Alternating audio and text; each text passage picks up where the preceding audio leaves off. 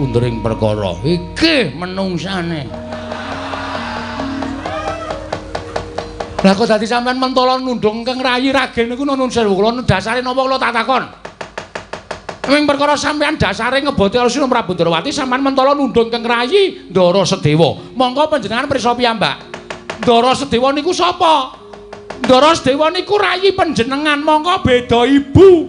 Ujaring para sepuh, tresnanana adimu Kuwalon kaya tresnani adimu tunggal Yayah Rina. Yen kowe tresnani adimu Kuwalon kuwi ganjarane ngungkuli kowe tresnani adimu tunggalan Yayah Rina. Lah kok kowe tegel nundung Ndara Sedewa?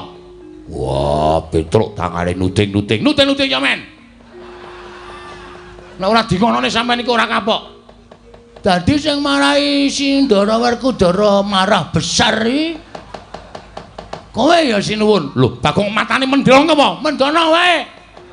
Sinuwun Puntadewa dawuh karo Petruk sing marahi Ndara Werkudara nesu gedhe nundung Ndara Sedewa iki merga dijontrot ucape Narendra Mandura Prabu Baladewa.